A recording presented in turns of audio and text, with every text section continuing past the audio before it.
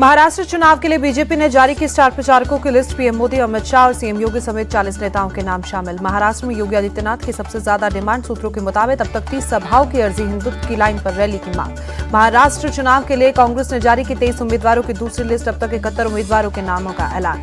भुसावल से राजेश तुकाराम को मिली टिकट। जलगांव से स्वाति संदीप वाकेकर, वर्धा से शेखर शिंदे होंगे उम्मीदवार।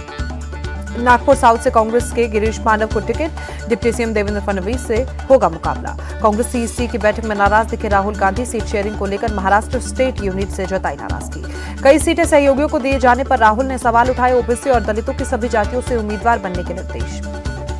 राहुल गांधी की नाराजगी की खबरों से महाराष्ट्र कांग्रेस का इनकार। बाला साहेब थोराट बोले, ये सब बेबुनियाद खबरें। बीजेपी महासचिव तरुण चुग ने कांग्रेस पर साधा निशाना। बोले, कांग्रेस नेतृत्व का गठन भानुमति का कुनबा लगातार टूट रहा है। कांग्रेस को अब उनके वोटर भी गंभीरता से नहीं लेते। महाविकास आघाड़ी को लेकर बोले बीजेपी नेता, किरीट में चुनाव नतीजों के बाद पूरी तरह से विभाजित और बिखर जाएगा एनडीए। शिवसेना उद्धव गुट ने 15 उम्मीदवारों की दूसरी लिस्ट जारी की। वायखला से मनोज जामसूतकर को मिला टिकट। वाडाला से श्रद्धा यादव, शिरडी से अजय चौधरी होंगे उम्मीदवार। सीट शेयरिंग के बीच अजित पवार की पार्टी में बगावत। समीर भुजबल नासिक के नांदगांव से निर्दलीय चुनाव लड़ने का ऐलान किया। सीट बंटवारे में शिवसेना शिंदे गुट के कोटे में गई। नांदगांव सीट अजित पवार के एनसीपी मुंबई चीफ से समीर भुजबल हाल ही में दिया था इस्तीफा।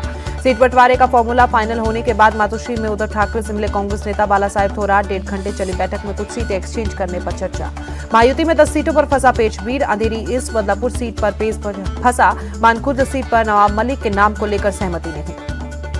महाराष्ट्र सीएम शिंदे के करीबी उदय सामंत जालना पहुंचे। मराठा नेता मनोज चारंगी पाटिल से मुलाकात। सीएम शिंदे का संदेश पहुंचाया। 5 करोड़ की संपत्ति के मालिक महाराष्ट्र के डिप्टी सीएम देवेंद्र फडणवीस। चुनावी हलफनामे से खुलासा। बीते वर्षों में 23% का इजाफा। योगी के बटेंगे तो कटेंगे वाले बयान का आरएसएस ने किया समर्थन।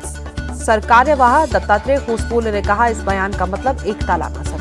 दत्तात्रेय होसबोले बोले, एकता को हमें आचरण में लाना होगा। हिंदुओं को तोड़ने के लिए लोग काम कर रहे हैं, इसलिए हिंदू एकता लोक कल्याण के लिए जरूरी।